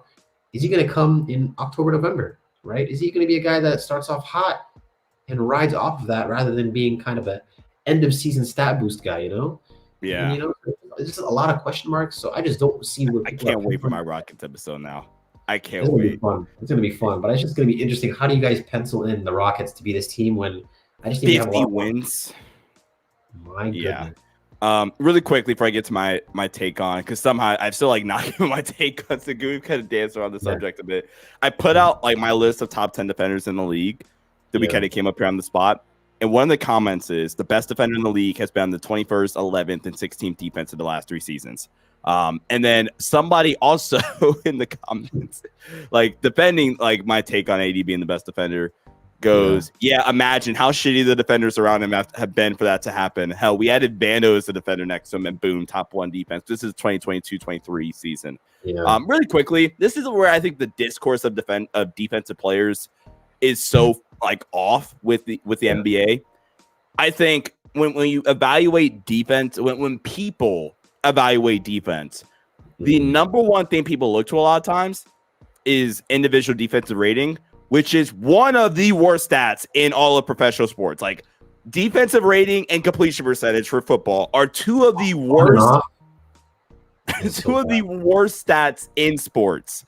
These are not individual stats to rank players. When you look at wins, Luka's individual defensive rating, for example, is actually really, really good. That says nothing about Luka as a defender. Again, absolutely nothing. Luka heading into the playoffs, I think specific to players in the last 2 months, was the number 1 ranked guard defender. Yeah. Specific to April and March. Yeah. But if you ask somebody to list a top, make a top 20 guard defender list, Luka wouldn't even sniff that top 20 list. Top 100, top 200, top 300 defender in the NBA. I don't think he sniffs that. Like again, the tape does not like that's where the tape shows, and I think that's something that's super important that people miss out on in terms of defense. That again, you actually have to watch the games for defense because this was your point earlier with Bam. Bam's stats do him no justice as the defender. But like you watch a Heat game and you say, "Oh no, Bam!" Like, oh, he's their defense. Like they're nothing without him. And again, that's where I use ratings are very like hit or miss with certain guys. Like when I look at a team like the Miami Heat, where Bam on the floor makes them a top 2 half-court defense. Yeah. But with him off the floor, they're the 27th best. That makes sense because he's there. But that's where ratings make sense because I know what he is as a player on the tape. Like I know his impact because the stats don't back it up. So that's where you have to give him that grace. Yeah. There are other players to where you have to look at them and say, again, roster construction comes into question when you look at individual players. When you look at guys and stats, when you look at these individual metrics that don't really highlight the big end of the story, it's hard to evaluate players. I mean, for the most part, it's not, but for general public, they make it hard to evaluate players and give them grace because they only use metrics that are very skewed or they don't tell the full story. So I think that's super important to kind of keep an eye on when you look at defenders. That eye test is probably just as important, if not more, than the metrics, because the metrics will tell you a full story, but I think the tape fills in the rest, you know, or vice versa for some guys, you know? Yeah. So, all right. To finally get back to Alperen Sengun. It's weird because I think in theory, the Sengun and Jalen Green fit should work to where hopefully by the end of this upcoming season, it should be a no-brainer for Houston to just pay them both. Because because I look at Sengun, not only is he one of the just smoothest and craftiest, dare I say, Jokic-esque post scorers in the league, where he has insane footwork, he has insane touch, he has the different combination of post moves where he can, again, it ties into the footwork and things like that, right? He's not the passer that Jokic is, and not the scorer, and that like there's a drop off in both of those categories. But that's because Jokic is like the second best player in the league, or the best player. I'm sorry, best player in the league in my opinion, second best offensive player in the league. So I'm not gonna, dock, Alperen Sengun for one way or another, right? But when I look at Sengun, and as I add here, like his playmaking out of post up and delay actions, where like they could spaz, zoom delay action or delay Chicago action, whichever one. I mean, it really just depends on like the context of music it has. I'll kind of change the wording of it. Chicago and zoom mean the same thing, where you can have Jalen Green come off those dribble handoffs from Sengun or let him play as like this athletic cutter and things like that. And Sengun truly, it's I think, like you mentioned, the jumper from distance, where the inconsistencies of that at times, because when it's hitting, you're like, oh, okay, now you have another guy that can actually stretch the floor. And that's the biggest thing I look at Sengun and say, okay, how can we just be as unguardable as possible? And can we develop a bit more consistency with the jump shot? You look at the last 3 seasons, 29.7% from 3 last season, 33.3% the year before. Per 75 possessions, he is taking more threes, which I think is a good thing. It's not by a lot. Like per 75, he took 2 3-point attempts per 75 possessions compared to 1 the year prior. I am a massive fan at the end of the day of Alperen Sengun. I mean, it is kind of unfortunate that Houston is like viewing Jalen Green as that guy, when I think all indicators have been over the past 2 seasons that no, the guy is Alperen Sengun, and let's just build around this guy. And I think they are overthinking it. I think they're overthinking it with this whole situation, where it's either just pay them both or just pay the guy that, for the most part, over the past 24 months or whatever, has shown you the most consistency to be like your number one option going forward. To where if it's Reed and Alfred Sengun, I mean, how many like guard big combinations are better in terms of playmaking than Alfred Sengun and Reed Shepherd. Like I'm saying, and I think that's where you wished it could have been Jalen Green, but the problem is who they decide to emphasize the game on. So that's really where you want to see Jalen Green probably play more off ball this season. And I mean, it depends kind of how we see Reed Shepherd get, acclimated into this roster. But I mean, if you were watching that summer league, you were seeing Reed Shepherd with a lot more on-ball reps than he got at Kentucky. So I think that's something to definitely look forward to with the Rockets, and how that could definitely help Sengun a lot more in terms of, them playing off of each other with Reed Shepherd shooting and, Alfred Sengun's playmaking, and also Reed's secondary playmaking ability. And then obviously where you want to see Sengun step up as a shooter and be able to stay space the floor and, continue to do his work as a post scorer. They're going to be able to complement each other a lot more than what we could have seen from a guy like Jalen Green and Sengun. But that, I think, might open up Jalen Green's game a lot more and allow him to be a lot more off ball and continue his scoring prowess that we've seen in March, and hopefully, ride off that confidence and continue it on in the early start of the season, and hopefully for the stretch of the year. So I think these individual picks that they've had make sense in terms of Reed with Jalen, Reed with Sengun.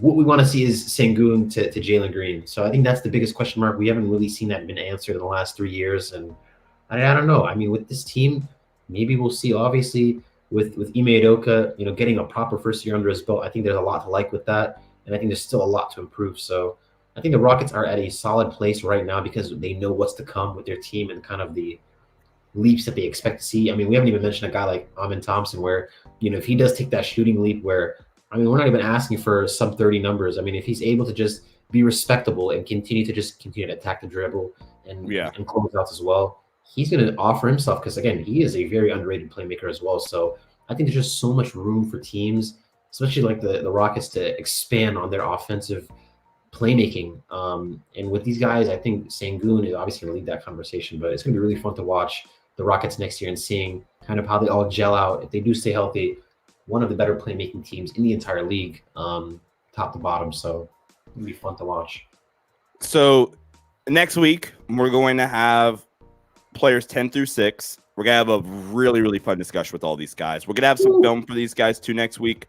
I feel really, really good about like where this stops at, because I think for me at least, there is a natural like tier gap between like where I think the difference is with 25 through 18, I think like there are guys that kind of can blend into the other list and vice versa. Like I think you can make an argument like Jalen Johnson is a lot more in like that 25 to 18 grouping, if that makes sense. Yeah. Than like being in this group like 15 to 11, whereas like 10 through 6, I think those guys are all dominant number 2 options, or like all NBA caliber guys, or all-star caliber guys, right? Depending on like which guy we're talking about that given moment. So 10 through 6 is gonna be a blast. It's guard heavy. There's a little spoiler there, but it's a fun group, man. It's gonna be a fun list. As we briefly recap here, 17 through 11 that we covered in this episode. Number 17, Jalen Johnson from the Atlanta Hawks had a amazing breakout year 3, entry year 4. I mean, his combo with Trae Young is insane. 16, Amen Thompson. My stance on Amen Thompson was, I think we are still, this is kind of cool, we are still a year away, I think, from entering that breakout stage. Where this year, I think we're looking for marginal improvements in some categories, and then it's year 3. So this time next season, this time next summer, where we're like, okay, now it's time for the breakout. With Amen Thompson, I mean, elite athlete. I don't know what else to say about Amen Thompson. Then Franz Wagner. If the jumper returns to form, Franz Wagner can be in the top 10 next season. Brandon Miller, unreal offensive upside. I mean, again, you never want to see your best player in LaMelo Ball getting hurt, but that might have been the best thing to happen for Brandon Miller last season. Got increased offensive volume because of that, and honestly got to get put into situations that wouldn't happen if LaMelo was healthy. Speaking of LaMelo Ball is at 13th. This might seem low. I think I actually had LaMelo lower on my list than I think you did. I had LaMelo really quickly to find my list. I had LaMelo Ball Here we go. I LaMelo Ball at 14. You LaMelo Ball at 10. Yeah. So this might seem a little low with LaMelo. It's, for me at least, it's the health and the defense. We didn't talk about the defense a ton, but he's as good as defensive playmaker with the steals, like in the passing lanes. Like, he's a smart player at the end of the day. That is what leads him to get a lot of those steals. But he is still a bad defender. But like, for the love of God, please stay healthy. Like, if we go back really quickly to that LaMelo Ball slide, it literally says first thing as part of his notes, please stay healthy. And I'm adding, please, for the love of God, LaMelo Ball, stay healthy. Number 12, Evan Mobley, one of, like we kind of said, the 8 best defenders in the league. It became a lot harder to make that actual list. And then number 11, Alperen Sengun. I think it's crazy that Houston is taking this long to make, in my opinion, a pretty obvious decision. And it sucks, like you mentioned, Muhammad, that Houston went on that insane March run without Alperen Sengun, which kind of hurts the Alperen Sengun PR department there. So that's 17 through 11. Any other notes that I didn't mention here, Mom, before we wrap up here? Nothing much. I think you pretty much hit it on the nail. I think with these tiers, you can pretty much see that I think everything before 10 is kind of blending with each other. I think certain players can have that conversation given their situation, maybe hopefully rises that you might see next season, maybe dips that you might see next season. You can see some kind of conversation about certain players maybe fitting in a higher tier. But I think this next 10 to 1, specifically 10 to 6, I think these guys are very set in stone, with this tier being a head and shoulders over, the 17 to 11, to where, I mean, when you look at 10 through 6, just kind of like a sneak peek of guys, like these guys are going to be really, like, these are upper echelon guys. And I think these are guys where you hope can either lead an organization as a 1B, be an elite 2A at one point in their career, or, you hope to see, another leap in terms of maybe a breakout more than what they've already shown heading into this next season. And I think this is where you start to see these are the guys that are going to start to be real impact players in the league. Not to say that the guys before weren't, but I mean, for this upcoming season, a lot to look forward to. So, I mean, this list is just getting way more cutthroat as we continue on. And that's the beauty of this ranking. And I mean, I'm really excited. I think 10 to 6 might be my more favorite one, because that's the one that's going to open up a lot more discussion than 5 to 1, where it might be more set in stone. It may not be. But 10 to 6 is going to be a discussion to happen. I think that's probably where we're going to start to see our most, maybe, I don't even want to say disagreement, but I would say from the general public, that's where you're going to probably see the most discourse about certain guys being ranked at XYZ number, at this rank and this rank. Why I view this guy, maybe he should probably be in the 17 to 11 range. Maybe he should be in the 10 to 5, 1 to 5 range. That's going to be the fun part. So I'm really excited for that. One last note here before we wrap up here. Not all of the players that are in the top 10 we both had in the top 10. For example, our number 10 ranked player, Muhammad did not have in his top 10. There's some guys on this list that were entering like that 10 through 6 range that we are a little bit lower on. So again, this is going to be incredibly fun. 1 through 5 will be fun too, but like Muhammad said, like it's probably the most clear cut. Okay, maybe except for one player, like there's maybe one player in the 10 through 6 range that you could throw in the like that top 5 area.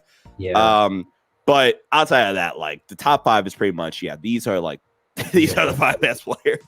I think that 1 through 5 is very set in stone, and maybe 10 through 6, but I think it's where we rank them that sparks the most convo, right? Yeah. Like I said, there's guys that, for me, I had LaMelo 10th, but in theory, he's not a top 10 guy on this list, given the way we both ranked him. So that's where maybe a guy that actually is in the top 10 that I didn't put there, that I probably lower on, maybe you're higher on, that's where we're going to have an interesting conversation about. So I'm going to really have some fun with this 10 to 6 man. And I think it's going to be a real fun conversation next week. Yep. All right, guys. Make sure you guys hit that like button and subscribe to the channel. We have a bunch of amazing content on the way, including stuff that we haven't even announced yet. So make sure you guys hit the like button and subscribe here to the channel. It's going to be a fun season. These next, I'm just going to say 18 months is going to be some of the best content we put out here. I'm super excited for the stuff we have planned here, including more people. Like if you're a long-time listener of the show, like Warner and Warren, they're going to come back. So I make appearances here as well as we ramp up. Muhammad is not going anywhere either after this series. So I'm super excited on my guy here. And yeah, this was a ton of fun, bro. Once again, thank you so much for joining me, Mohammed, for this series. It's been a blast. Appreciate it, man. Thank you so much for having me. Like you said, we're going to have some exciting content that's going to be flowing out over the next year and a half. So, I mean, we're going to be pumping content, man. I'm super excited, obviously, like you said, with you and your individual player team series. That's going to be really fun to keep up with heading into the season. Obviously, start of the college season, start of the NBA season coming around. So that's where we're going to have a lot more draft content, a lot more NBA content. And, I'm just super excited, man. It's going to be flowing, so the train doesn't stop. Yep. Number 21 in my Power Ranking series is going to drop soon as well, with the deep dive into the Dallas Mavericks, ranking 21st. That's going to be fun. I'm joking. The Mavericks are not 21st. I was going to say. I want to get your reaction. I'm like, we just talked about the Hornets. I'm like, Hornets, Dallas. Right, Hornets, Spurs, Mavs as 23 through 21. All right. Yeah, we're going to expect some Hall of Fame drop-offs next year from Dallas. Luka goes from the best offensive player to like the worst, like bottom 20 offensive player in a year. Oh my god! All right, guys. We might have to pencil in LA as a top 5 team next year, maybe. Hey, all right, guys. Till next time. See ya. Stay safe and peace out. Peace out, man.